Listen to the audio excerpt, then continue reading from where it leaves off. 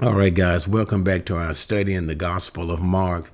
Now, the last time we were here, we were in chapter 7 as we were looking at the issue of the Pharisees condemning, that is, condemning in a spiritual way, to say sinful, condemning the disciples of Jesus because they were eating bread with unwashed hands. And thus, in the minds of the Pharisees, they were violating the commandments or the traditions of the elders, which in sense they're sinning against God.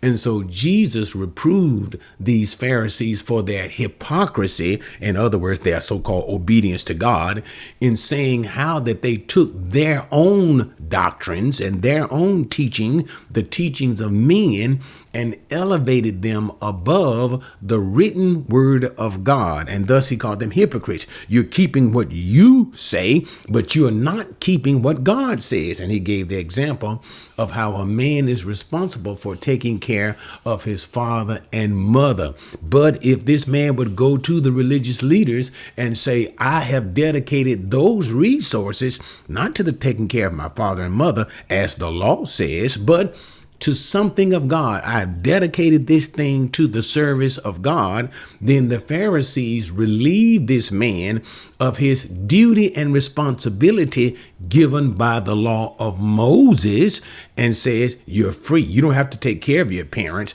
as long as you're giving this gift to God. And thus the Pharisees, by this action, they annul the commandments of God. And what do? They set on high their own commandments. They make their own traditions needful to be obeyed. And so Jesus says this is wrong and hypocrisy.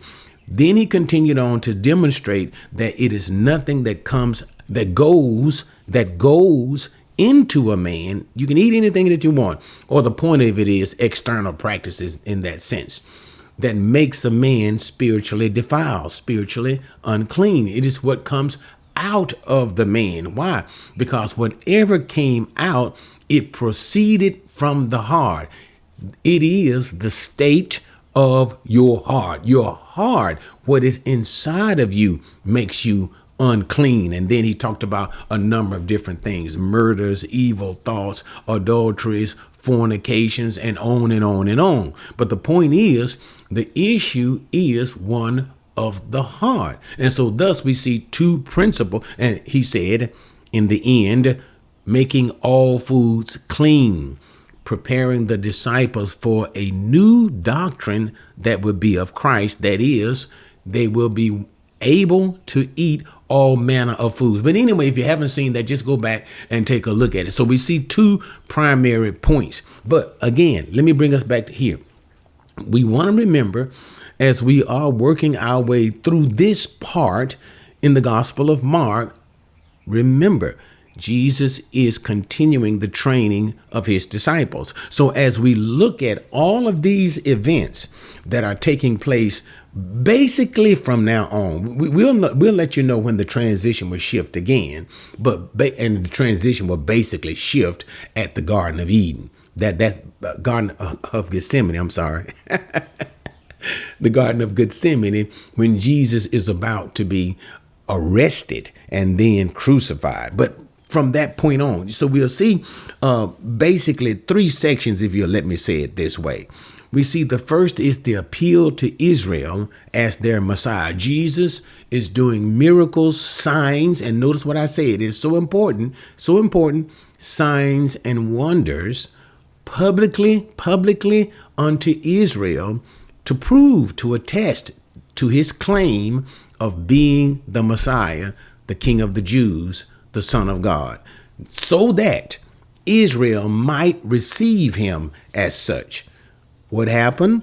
No matter what he did, and the nature, abundance of the miracles that he performed, they didn't believe him.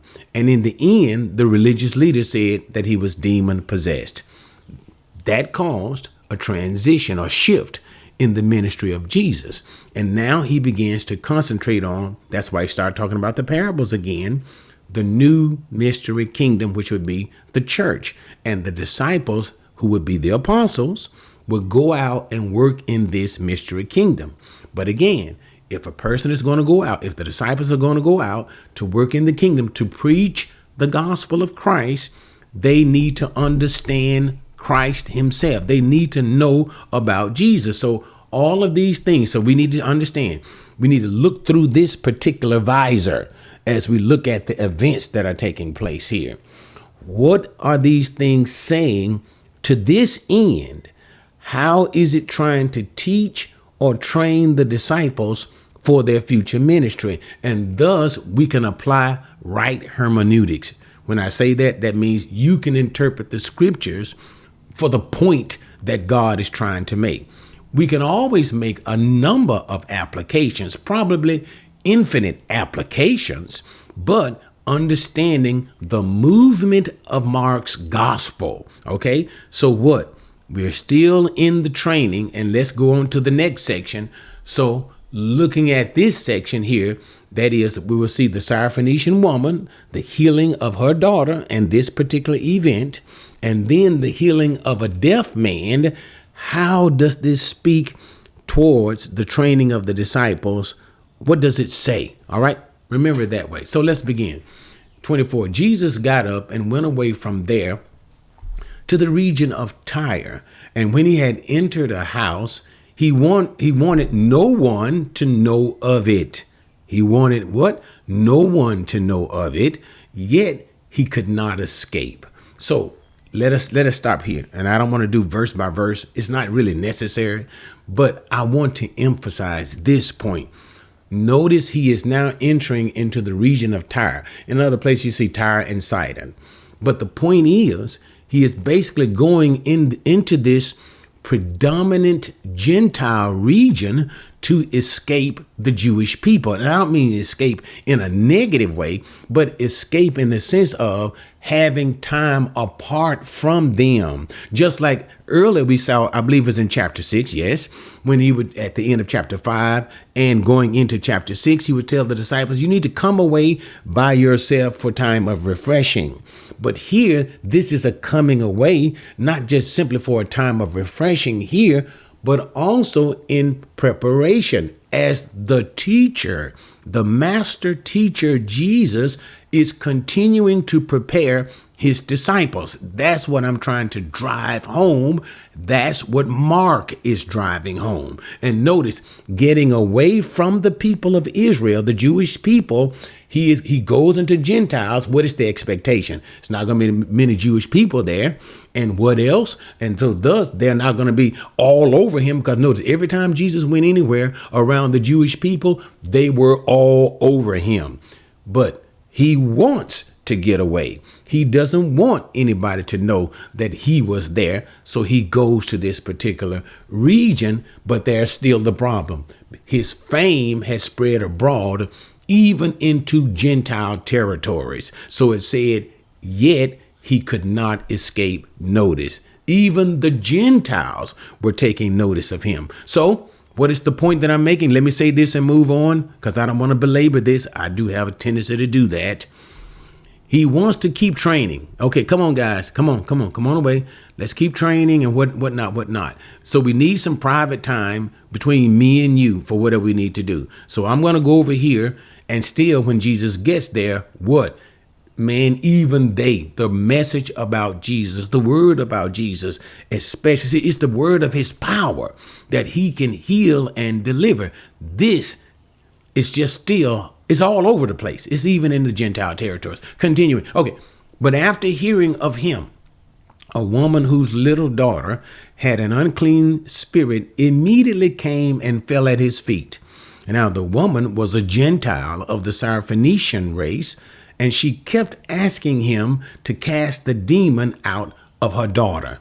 And so now we're introduced to this occasion. So while Jesus is there in this house, a particular woman hears of him. And notice Mark does emphasize, he brings to the attention that this woman is non-Jewish. She is a Greek Syrophoenician woman. Now, I would love to do a comparison to how Matthew speaks of this occasion, because only Matthew and Mark speaks of this particular occasion, I believe. And it is so beautiful in the details that Matthew brings to the occasion and the things that Mark leaves out of the occasion. Lord Jesus, she calls him Lord and falling at his feet, and she calls him Son of David. And the point that I'm hesitating is, as we look, if you were to look and bring them side by side and hold them contextually, as Matthew is walking through his gospel, Mark is walking through his gospel, you will see that these two writers use the same event, but by the inclusion or the exclusion of certain information, you can see the perspective of the writers. In other words, they are each trying to make a point. Now, even though the points in general might be the same, we'll talk about all of that. The points in general may be the same. There is still a unique nuance that each writer is trying to make. If we were looking at Matthew is hammering the fact that this woman is a Gentile. He's hammering the fact that she's coming after Jesus. Then she's coming after the disciples, and the disciples are saying, Jesus, will you send her away? Mark makes no mention of this whatsoever, but it's still the same. The purpose is different. Matthew, in the language that he uses for the woman, and Matthew in the language that he uses for Jesus, he is simply saying the Gentiles one day will be included with the family of the Jews. It'll be one shepherd, one flock by faith in one Messiah. The Gentiles will be included. And Mark is saying that too. But Matthew is really driving that point home. Okay, so let's go back to Mark. I'm sorry, guys, for that. Because sometimes we'll miss those little tits and bits and the beauty of that nuance that's in the text. But he was saying, so this woman had a problem and had a daughter who was demon possessed, and the daughter was not with her. The daughter was at home. So she comes to Jesus and falls at his feet. One of the things that we can see is, number one, she already has faith in Jesus. Now, the Bible doesn't get into the reason why the little girl was not there, whatever. Probably the little girl was in bad shape and something, whatever may be going on, that she could not be there. I don't know. But the fact remains, you can still see the woman's faith, because she came to Jesus for Jesus to cast the devil out of her daughter. I don't know, and I dare even to say. So there are so many elements that are involved. First of all, this is a woman coming to a rabbi. That's strike number one. Then she's a Gentile. Strike number two. And it's so on so many levels. And do you expect the Jewish Messiah, even Meso, to come to your house? Or what is your expectation, woman? But the point is, we have a situation of great faith, and you'll see that even more so. We're going to try to stay with Mark.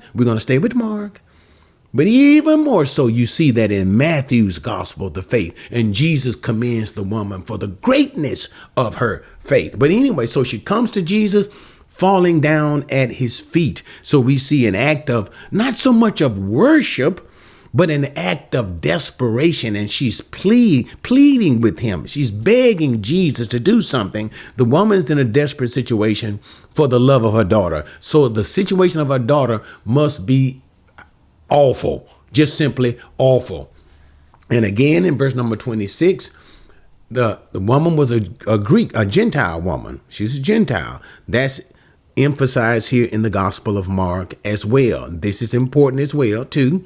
And the woman kept on asking. That's what we need to see, too. If we looked at these verbs in this occasion, not every single verb here, but if we look at these verbs in the Greek, as it has to do with the woman's interaction with Jesus, they're imperfect verb. Imperfect means to keep on doing something. And that's why they translate it. The woman kept on asking, and Jesus was saying. He didn't say one time, he said more than one time. So we see a sense of repetitiveness in the woman pleading, Jesus, please, Jesus, please, Jesus. And Jesus saying, nah. Okay. But anyway, so now let's go on to the text. So, and he was saying to her, Let the children be satisfied first, for it is not good to take the children's bread and throw it to the dogs. Let's finish it. But she answered and said to him, Yes, Lord, but even the dogs under the table feed on the children's crumbs. And he said to her, Because of this answer, go. The demon has gone out of your daughter. And going back to her home, she found the child lying on the bed, the demon having left. All right. That's important. That's important. But let's check it out. What happened? So as she is this Gentile woman, and Jesus makes certain things clear. And it was clear in that day, too, how things operated. Let me give you an example and explain what I mean by it's clear. Remember in John, I believe it's in chapter 4, when Jesus goes to a well and there was a woman at the well. This woman was a Gentile also. And Jesus spoke to her, and notice she was surprised. Why are you speaking to me, being a Jew, and I myself am a Samaritan? For the Jew, and remember, Samaritan was like half Jewish, half Gentiles. That's the idea. But it's a little bit more to it than that. But anyway, she said, for the Jews have no dealings with the Samaritan. So there was always a cultural wall that existed in that day. So no doubt this woman would understand and know that there would be a cultural wall between herself, this Gentile Syrophoenician woman, and Jesus, the Jewish Messiah. But nevertheless, she overcame all of these things and went to Jesus. Desperation sometimes will drive you to Jesus. And so asking Jesus to cast out the devil from her daughter, Jesus replied, verse number 27, and here is the key, and here is the theme, the key and the theme.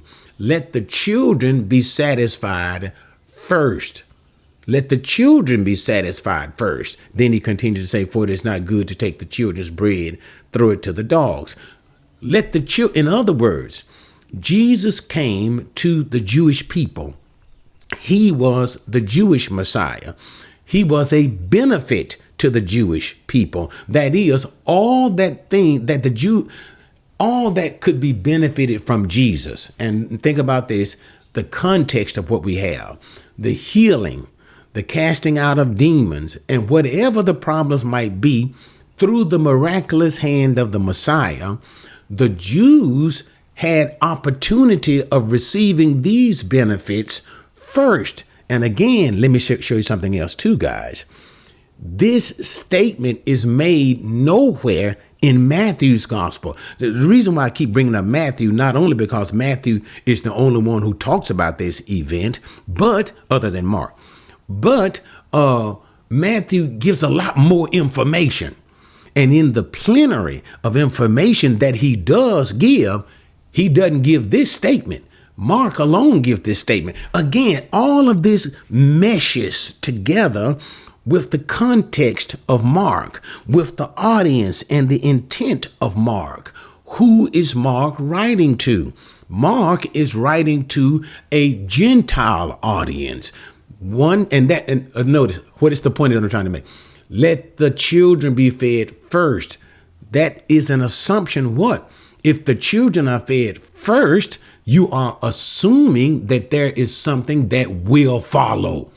There is something that what? Will follow. But what? First comes what? The feeding of the Jewish people. Then will come the feeding to the Gentile people. And Jesus is saying what?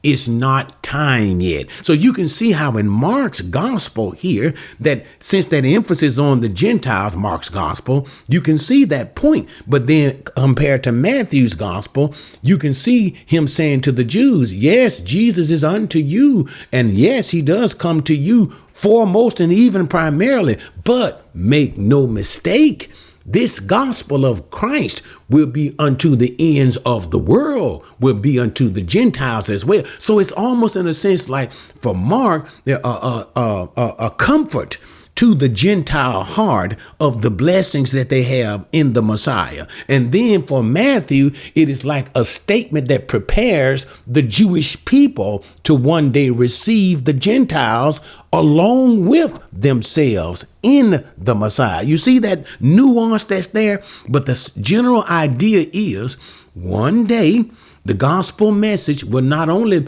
be unto the Jews, and the gospel blessings will not only be unto the Jews, but also go and reach out to the Gentile world. That's the general thing. But what Mark is hammering here is the fact that it will come for the Gentiles. But first, it would be to the Jews. What did Paul say? For the gospel of Christ, this is Romans chapter 1, is first to the Jew and then to the Greek. And notice the same thing that Mark is bringing out here. So that nuance should be understood. And because of this, Mark is saying what? There will come a time. And even in the writing of Mark's gospel, that time is now. That time in the writing of his gospel is right now. But anyway, so let's go on. For it is not good to take the children's bread and throw it to the dogs. So Jesus speaks in a proverbial form, as if in a home, and on a table, you can imagine children sitting with the parents, whatnot, at the table, and there is a huge amount. The children are feasting. Food is going on and everywhere. And also in the home is a family pet, a little dog that's in the home. Okay. And so Jesus uses this proverbial statement to speak to the Gentile woman and also to challenge her faith, because in a sense, it could be deemed negatively. And also too, in a sense, we can see too, Jesus pushing her away. But Jesus is not simply pushing her away to push her away. He is challenging her faith. Or in other words, kind of makes me want to preach right here. Woman, will you hold on? Will you keep pushing? Will you keep fighting, so to speak, for what you want? The woman wants her daughter to be healed. Can your faith be so easily deterred by my verbiage, by what I am saying to you? Woman, is not the right thing to do, the proper thing to do, to give the children, who Jesus is referring to as the Jewish people, the children's food. The food is the benefit to the Jewish people, healing and things of that nature in this context, to the little dogs. Little dogs would be the Gentiles. And so we could look at this in a very negative sense. Woman, will that push you away? But also too, it is true. It is true. What? According to the manner to the which God has sovereignly chose to bring the gospel into the world, it is true. What is true? God had chosen the Jewish people. He had given revelation to the Jewish people. God chose to bring the Messiah from the seed of Abraham, the Jewish people. And then after that, after God has dealt with the Jewish people, God in his program has chosen, program meaning how God chooses to do what he wants to do. He chose then to take the gospel to the Gentiles. This is what Jesus said in his, right before he got ready to ascend. What about the gospel? The gospel, you will preach that gospel when the Holy Spirit comes upon you, starting where? Notice how he says it. Jerusalem, Judea, Samaria, uttermost parts of the world. Uttermost parts of the world is the Gentile world. But notice the expansive nature of the gospel. And notice we see this being fulfilled in the book of Acts, in Jerusalem and in Judea. And then what? Samaria, right? With the Samaritans that are converted. And then we see even Cornelius and the gospel through Paul the apostle to the uttermost parts of the world. It is the program of God. So again, let's go all the way back to my point here, because this was supposed to be short. The children be fed first, the Jews, the benefit to the Jews first. But woman, it doesn't exclude you. He's just simply saying it's not time for that. And notice the woman answered with faith. And we can also see the personal faith. Again, let me emphasize to you the necessity of personal faith. Since Jesus, as we are in this phase of Jesus training his disciples, but more so the point, the phase. Israel has rejected Jesus as king. He's not going to be king anymore. Now the issue is about personal salvation. And so therefore, the individuals that come to Jesus, notice what I say, individuals, not the nation. A Jew, no. Individuals who come to Jesus must express personal faith. And thus we see this in the woman here in Mark, the personal faith, as she fell down on her knees in the first place, coming to him, and then she addressed him as Lord. But again, what did we see? She understood it. Yes, this is true. And she was not offended. And I would dare say that desperation sometimes take away any offense that we might have sometime. When you're desperate, you really don't care what people say and what people call you. You need something done. And what did this woman need? The love of her daughter.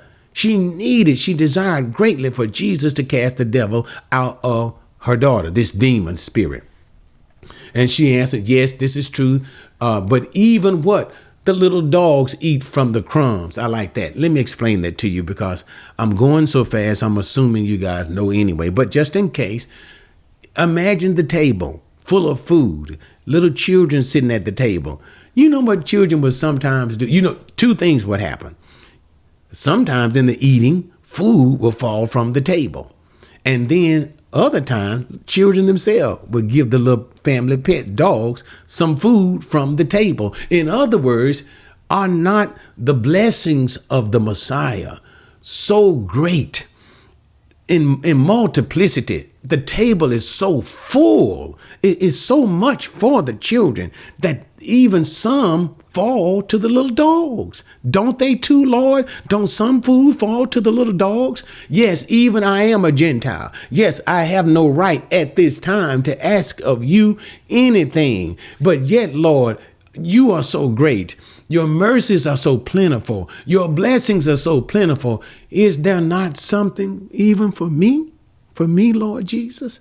And Jesus was so pleased with the fact that the woman responded in this way and answered in this way. He said, because of this, the demon has gone out of your daughter. Jesus cast the demon out of her daughter while the woman was yet with Jesus in the house. He was pleased with her answer and her response. Now, in the background, okay, we're just about done with this statement, this section. But in the background, notice what you see. There's the apostles there. Again, this is a private situation. Therefore, this is a private miracle. And we see Jesus casting out the devil out of a Gentile woman's daughter. So what is the point to learn? There will be a place in the ministry. Let's go back to verse number 27. Let the children be satisfied first. My disciples, there will come a time in your ministry, preaching me, proclaiming me. You will do these things amongst the Gentiles so that the Gentiles will be also brought into the kingdom of God. So he is teaching and preparing them one day. So this act, and we'll see another act too, that's in the feeding of the 4,000, but we don't want to get there yet. It's all such a beautiful thing that your ministry will reach unto the Gentiles, the ministry concerning Jesus, the Messiah, the Son of God. Okay, that's one point. Then the next point, you got to watch this point now. The girl was at home, and yet Jesus simply said the daughter was healed, right? The demon possession. And what happened? The demon, when the woman got to the house, the demon was gone. Going back to her home, verse number 30, she found the child lying in the bed. Demon was left. Jesus healed from a distance. He had no need of touching the girl or anything of that nature. By his word and his word alone, he got the power to do anything. All right. Do you understand that? Because that's going to be so important when it comes to trying to understand this next section and what Jesus does. All right. So we see that first point, the Gentile woman, the point of it all, there will, remember, training the disciples, right? This is a seed miracle. See, just one single instance. He's going to give another one. but a single instance of what will come in the future, even what the disciples would do in the future, training those jokers for that, right? And then the power, not even to be there. Now let's continue. And they brought to him one who was deaf and spoke with difficulty. Now those 2 points are very important. That he could not hear, and therefore he had difficulty speaking. Okay, let's read the text first. And they implored him. It's so important. They implored him to lay his hand on him. Jesus took him aside from the crowd by himself. You guys don't. Okay, I'll bring it out. These words are so important. It's just not just narrative, but you have to bring it into context of everything that has been happening here. And I'll talk about it. He took him aside from the crowd by himself. What did he do? Put his fingers into his ears, and after spitting, he touched his tongue with the saliva, and looking up to heaven with a deep sigh, he said to him, Ephphatha, that is, be open. Might as well talk about the rest. Let's just finish it. And his ears were open, and the impediment of his tongue was removed, and he began speaking plainly. And he gave them orders not to tell anyone, but the more he ordered them, the more widely they continued to proclaim it. They were utterly astonished, the people, saying, he has done all things well. He makes even the deaf to hear and the mute to speak. Lord, I thank you. I want to praise your name right now. But anyway, so what? All right. So now he's coming back into verse 31. He went out from the region of Tyre. That's the Gentile territory. He's now moving into Decapolis. There were basically Jews and Gentile in the Decapolis. So he's now coming back into Jewish region. Understand it like that, where Jewish people are. And notice now what's so important. Verse number 32, they brought a man to Jesus. A man was deaf and spoke with difficulty. Notice now, and they implored him to lay his hand on him. So what we see is people, a lot of people. So hearing that Jesus was back, they all do what they normally do. They gather around him, big numbers. And what do? They get a man who is deaf and couldn't speak too well, had a speaking impediment to Jesus. And the people are saying for Jesus to heal. This is so beautiful. Why? 33, Jesus took him aside from the crowd by himself. Again, what have I been telling you? Ever since the point of them saying Jesus is demon possessed, right? No longer was Jesus doing miracles for the crowd. It was never for the benefit of the people, of the nation. Remember, the whole point is when Jesus would do miracles, public miracles before many crowds of people, oftentimes, especially at the beginning, he would do it without any personal faith being needed. Notice what I said. They didn't need faith. He just did it because he got the power to do it. All right. All of this is the same. I am the Messiah, the Son of God. I am your king. Do you see this? Do you believe this? Will you receive me as such? That's why he did it. But they didn't. And what was the closing point of that? What was the adamant point of that? You are demon possessed. That's why you can do these things, said those religious leaders.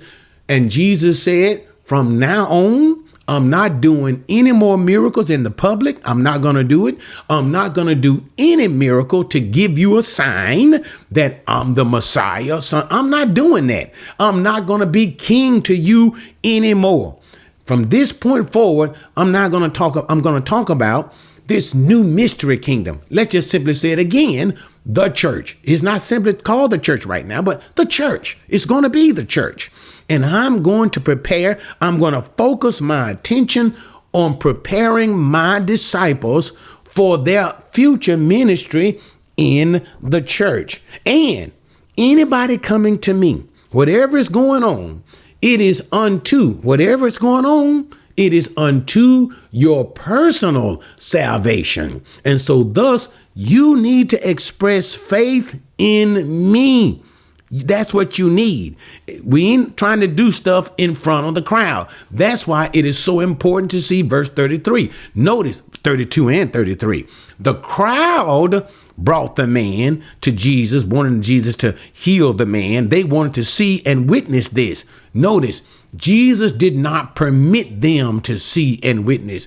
He took the man away from the crowd by himself. When it says by himself, Jesus and his disciples. Okay, so no longer these things done for the benefit of national Israel, but for people's personal faith. All right, now let's keep on looking at that verse. Something interesting. He put his fingers into the man's ears and spit, touching the man's tongue. Right, so odd. It's odd. Now let's think about it. Jesus takes his hand, puts it in the man's ears, okay, and then spits or whatever and touches the man's tongue, right? It's a beautiful point. And then he heals the man. He heals the man. The question you need to ask is, now, why is Jesus doing that? Remember when I just told you, Mark just told us about the Greek Syrophoenician woman who had a daughter who was demon possessed. What? She came to Jesus at a house. Her daughter was back home or wherever she was. Jesus did not need to be there to heal that girl. Notice, he said, go your way, woman, go on. Your daughter is healed because of what you said, right? And the woman got home and found the daughter healed. Jesus did not have to be there. Could not Jesus simply have healed this man who was deaf with a speech impediment? Could not he have healed this man simply with a word? With a word. And the answer is yes. He got the power to do that right now. But again, so you got to ask yourself, then why did Jesus stick his hand in the man's ear and then touch the man's tongue the way that he did? It all goes to the point of what I was just telling you. Again, this is further proof. You must have, Jesus not doing this thing for the benefit of the nation to prove that he is the Messiah.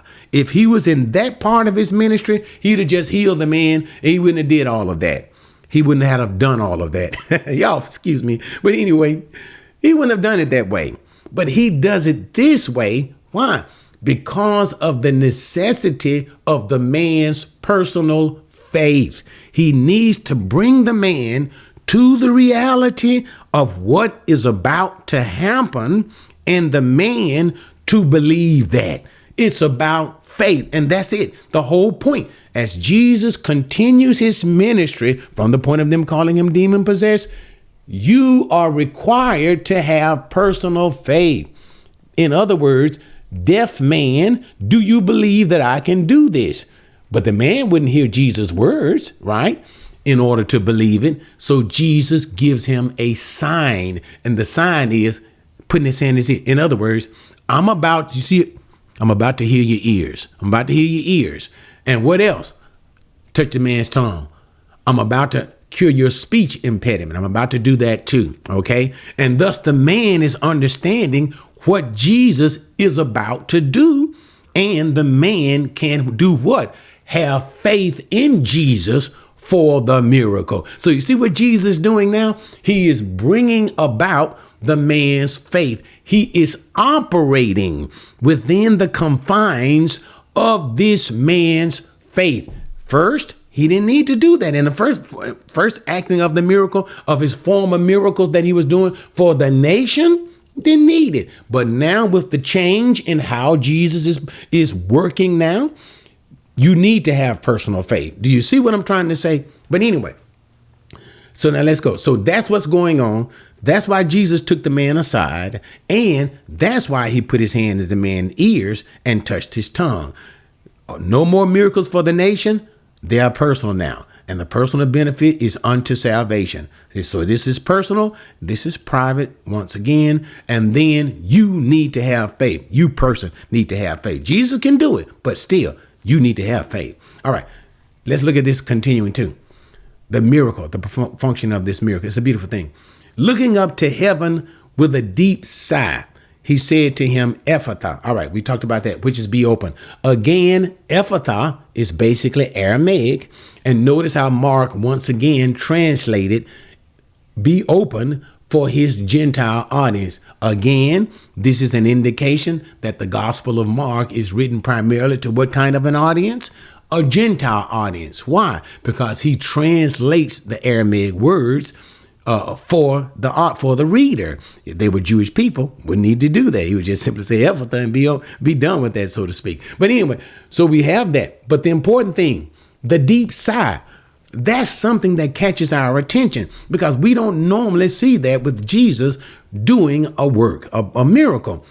And the deep sigh is one of emotion. I'm going to go back and tie it all together.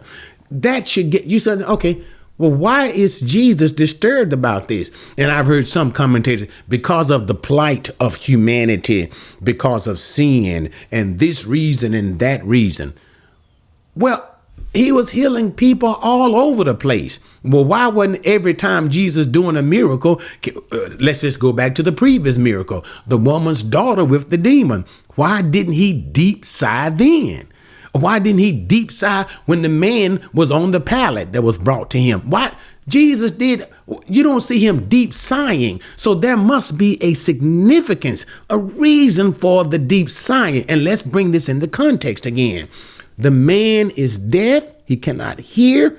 And he has a speech impediment. That was a double healing. The speech impediment, normally when a person is like deaf or whatever, or they're beginning to lose their hearing or whatever might be the case, the way they speak, they compensate a lot of time with their volume. They speak loudly because trying to make themselves hear what they're saying, or because they can't hear it. So they speak loud, and then the English or whatever language that they're speaking is kind of broken because they can't really. So they can't hear what they're saying. So it's kind of like a double miracle, so to speak, right?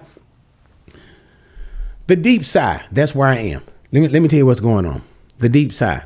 So we need to understand, why is Jesus emotional at this time when he does it? I tell you what, I'm going to come back to that and I'll make you understand it. Emotionally, be opened, and the man was healed immediately. And then he told the man, what?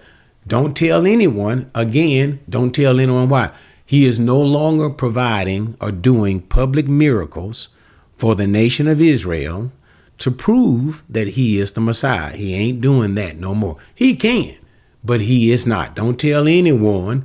But again, every time he told people not to tell it, they went out and told it ever the more. And there was an assessment. He has done all things well. He makes even the deaf to hear, the mute to speak. Okay, so that's the text. The question you have to ask, again, let's look at the miracle. The man that's deaf, he cannot speak well, all right? They bring him to Jesus. Jesus heals him. When Jesus did heal him, there was a great emotional sigh. This is a private miracle. The man is by himself, and Jesus and his disciples are there. The point of it all, what the Holy Spirit, what Mark is trying to say, he is alluding to the disciples themselves. Mark, and this is a beautiful thing, he's getting ready to crescendo. Oh my God, I wish I only had time to show you what Mark is trying to do. Mark right now is showing us at this occasion the spiritual state of the disciples. For remember now, the point that I was trying to give to you guys, the things that Jesus is doing in this training of his disciples is for the benefit of the disciples. In other words, lessons to be learned by the disciples. I'm teaching you. I'm trying to learn you things instead of just spoon feeding you.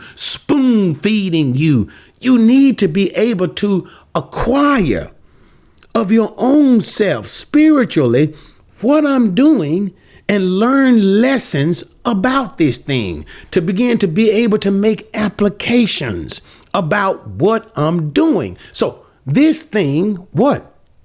Deaf and unable to speak. This is the disciples.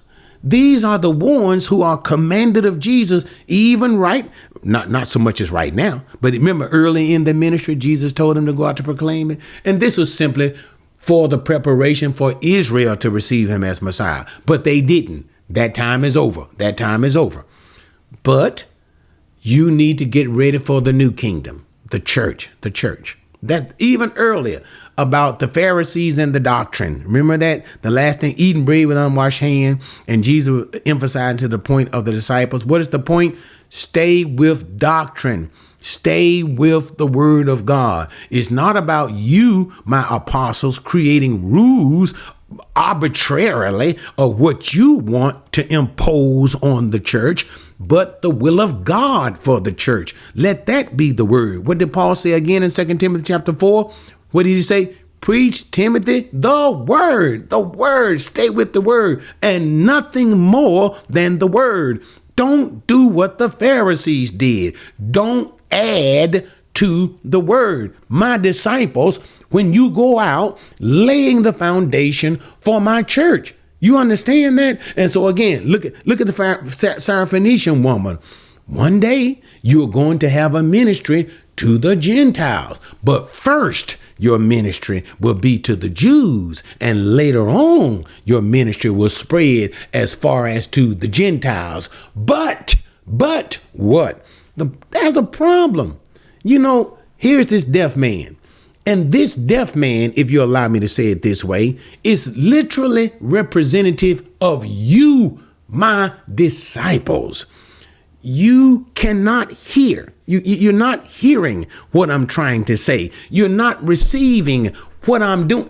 All of these things that I'm doing before you in the train. That's why I take you aside. I take you away from the Jewish people. I take you away to have time to yourself. I take you away so that I can further teach you and instruct you. You see, the Greek Syrophoenician woman was an interruption of that.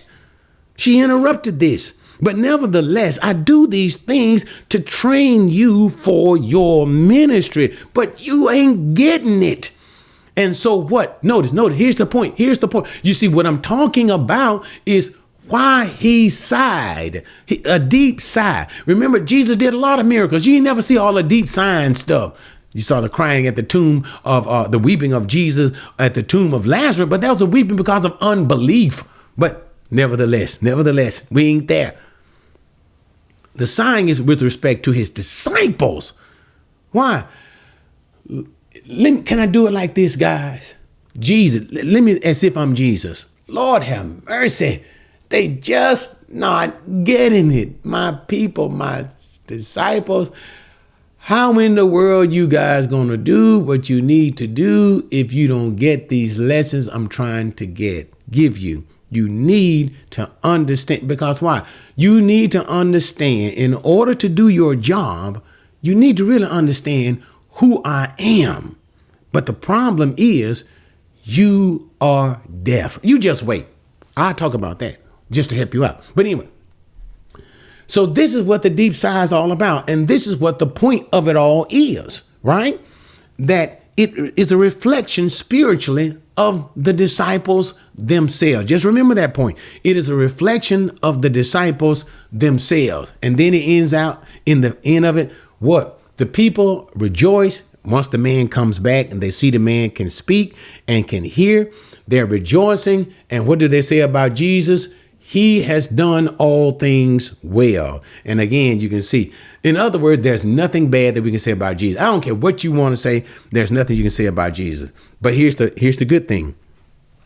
He makes even the deaf to hear and the mute to speak. So beautiful. What do I mean? Since we know, and we're giving application now, the deaf, representative of the disciples. The problem is they are slow to hear. They're slow to perceive everything that Jesus is trying to say and trying to do. Go all the way back to the feeding of the 5,000. The necessity of Jesus having to walk on water. Why? Because their hearts were hardened because of the loaves. They're not getting it. You see what I'm trying to say? Again, but what? He even makes the deaf to hear and the mute to speak. That's why I want to give praise to God. Even though the disciples yet indeed are slow, hard-hardened, they ain't seeing, still, Jesus is going to do a work in their heart. And one day, the apostles are going to truly understand who Jesus is and therefore be able to fulfill their mission. Okay, but for now, as I was saying to you, let me do a little preliminary work to prove to you we're getting ready to go into a crescendo. This is going to be getting ready to the mid-high point, not the high point. The high point of all the gospels is the death and resurrection of Jesus, right? But the mid-high point of all the gospel is the confession of Peter. You are the Christ. Okay, but watch this thing now. What is the point that I'm trying to say? Jesus is training his disciples. The prompt feeding of the 5,000, they're not getting it. Their hearts hardened. Then go to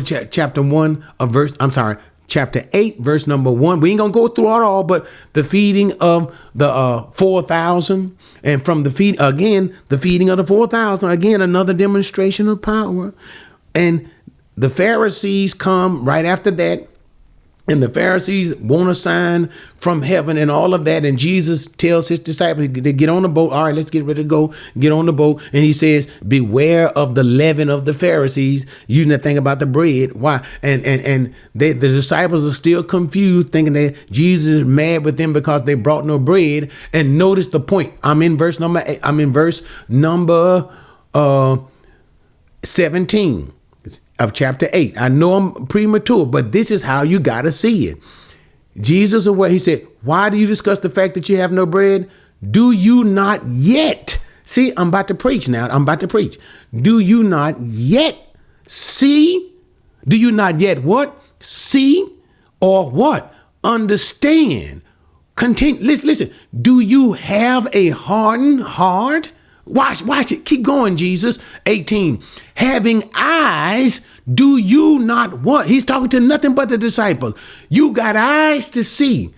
Do you not still see? Look at what he says now. And having ears, I got you now. I got you. Notice the miracle, what? The deaf man and the man, he also couldn't speak. Having ears, do you not hear? The whole point. You still are not getting it.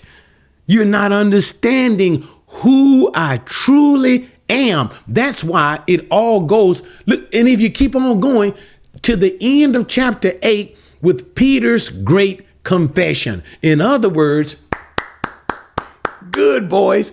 Jesus said, okay, fine. Have you guys now come to the point that you understand? Have your eyes come open? Have your ears come open? Is your heart still hardened? Can you hear? Can you see? Did God do that wonder on you yet? Who do men say that I am? They give that thing. That's not the point of Jesus. Jesus is not really caring about that. His most important point, who do you, my disciples, do you get it now? And Peter gives that wonderful answer from heaven. He's not only speaking for himself, but he is also speaking as a representative of the disciples. You indeed are the Christ, Son of the living God. In other words, we get it, Jesus. Yeah, they got it, but still not perfectly, but they were getting it. Their eyes were, oh my God, you just wait till that's why he get to that miracle. Talk about this man that he was healing. Oh my God, don't y'all make me do that. He heals the man who could not see. And notice them at first he healed the man. The man said, I see men looking like trees. And then he had to do it again. He said, now I can see men right. This talks about the gradual development of his sight. This speaks to the disciples, their gradual development of sight, their gradual development. Can you see who Jesus is? But anyway, okay, I'm sorry, guys. I went way too far. And when I say way too far, I went way too far. But I think I felt this way, prove the point that these miracles in the fashion that Mark was recording it, being led by the Holy Spirit, you got to ask yourself, now, why is he saying what he is saying in this way at this time? Why is Jesus doing what he's doing? How he's doing it at the time so you have to ask all of these questions to try to understand the point of the scripture, the point of God, and what's really going on in the text. All right. Enough of that. Thanks, guys, for joining me. So quick summary is very simple, and I've already summarized it. We have the occasion of the Greek woman, Gentile woman coming to Jesus with a daughter who was demon possessed, and Jesus healing the daughter even from afar, not needing to be there after a resistance, seemingly resistance of the woman and her request. But the key to it all, let the children first be fed. And the point, there is a ministry for the Jewish people that first must be attended to. But later on, there will come a time when the disciples will continue this ministry even amongst the Gentiles. They are not to be perturbed, disturbed, or whatever, like we see in the book of Acts. You ate with Gentiles, they said to Peter. You shouldn't have been disturbed. Why? The master prepared you for such ministry. But anyway, and so this is what he's teaching with the Gentile woman and the power to heal. So what happened? All of a sudden, he gets back home amongst his own. The Jewish people come. The crowd brings a deaf and man with a speech impediment to Jesus, wanting Jesus to heal that man in front of them. Jesus does not. That time is gone for the nation of Israel. Now it's personal. This is one-on-one kind of a thing. He takes the man by himself, but the disciples are there. And he heals the man. He does a strange thing, puts his fingers in the ear, touches the man's tongue. Why? The man needs to respond to Jesus in faith. And like say, you believe? I'm about to open your ears. I'm about to loosen your tongue. I'm about to get your speech ready. You got to believe this, right? And thus the man's faith is ready for Jesus to do a miracle, and he healed this particular man. And then the man comes back. All the people are praising Jesus. No one can say an evil thing about what Jesus has done. He has done all things well. For what? He makes the deaf to hear and blind to see. And this is the spiritual state of the disciples. They are really deaf and blind. Why? They really don't see and really don't understand just who Jesus is. But this all is a part of their training. All right. Thank you guys so much for joining me. Join me next time as we explore the stuff that I shouldn't have gotten into in chapter 8. But as we truly get into furtherance in the teaching of Mark of these things done by Jesus in his training and preparation of his disciples. All right, guys. See you next time.